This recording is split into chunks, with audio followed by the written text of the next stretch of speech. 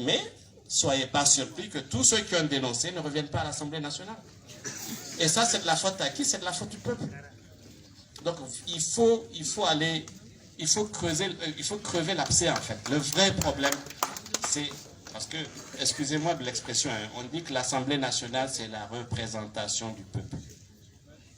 Donc, s'il y a quelqu'un qui est assis, qui ne fait rien, qui sourit seulement dans la salle, c'est parce qu'il y a 100 000 personnes qui sont assis, qui ne foutent rien sous le baobab, qui sont en train de sourire, qui l'ont amené là-bas. Donc, il va les représenter de la même manière. C'est comme ça qu'il faut voir les choses. Et aujourd'hui, ce que je voulais dire par rapport à... Il a parlé des gens qui détournent des milliards. Et souvent, quand on fait venir le ministre, bon, le ministre, avant même d'arriver à l'Assemblée, il va contacter d'abord tous les députés de son parti pour l'aider, pour l'applaudir, pour l'acclamer. Les voleurs, souvent, ils font même des bains de foule à la sortie de l'Assemblée nationale. Bon, c'est le pays qui est comme ça, mais c'est de votre faute. Je pense qu'il faut vous engager. C'est ça le plus grand souci, en fait. Oui, parce que je l'ai toujours dit, c'est bien beau de critiquer, mais il faut vous engager. Je pense que si on a la chance d'avoir... Quand je regarde ceux qui sont devant moi là, je vois Alifa, je vois SG, je vois Malam, vous imaginez comment le débat va être à l'Assemblée nationale? Vous n'avez pas le... Vous n'avez pas le droit d'être des députés, des élus. 70% de la population, c'est des jeunes et vous avez peur de vous engager. Et je vais vous dire aussi, il a parlé de fierté, qui n'ont même pas honte. Mais vous savez, avoir honte, ça dépend de dans quel milieu vous êtes. Quand vous êtes dans un milieu où le voleur, c'est lui l'exemple.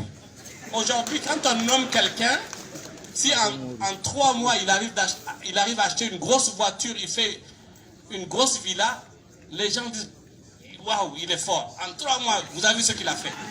Et c'est lui qui est le modèle. Par contre, quand on nomme quelqu'un à un poste de responsabilité, où il gère beaucoup de milliards, 5 ans après, si on le voit prendre un taxi, on va dire que c'est un idiot. Donc c'est de la faute à qui? L'image même qu'on perçoit des hommes intègres dans ce pays-là, vous savez comment c'est? Quand on les voit, on dit non, okay, il ne sait pas ce qu'il veut. Il a eu l'opportunité de s'enrichir. Il est là, à courir gauche à droite, à raconter sa vie, Sankara, Chavez. Et je vais vous surprendre. Moi, j'ai vu des députés qui ont lu Chavez, hein, qui ont lu le Tché, qui connaissent par cœur Sankara. Mais dès que je leur dis Sankara, alors il faut laisser ça. Donc, en fait, le problème, ce n'est pas d'abord le problème de culture, mais c'est un problème d'intégrité, mais surtout de conviction. Tout ce que vous avez lu ici, là, ils ont lu ça. Ils ont tout lu. Le Tché, Fidel, Chavez, tout. Avant nous, d'ailleurs. Mais ils ne sont pas allés jusqu'au bout de leurs convictions. Peut-être que ce n'était pas réellement les vraies convictions. C'était juste un tremplin pour certains pour arriver au pouvoir ou arriver à l'Assemblée, arriver au gouvernement. Donc voilà ce que je voulais dire par rapport à la question de l'essai. La fierté, ils n'ont pas honte, c'est parce que justement quand ils sortent, les gens les applaudissent. S'ils sortaient avec les Hariban et que les gens les pourchassaient pour dire c'est les voleurs de la République, il y aurait moins de voleurs de la République. Voilà ce que je voulais dire. Merci.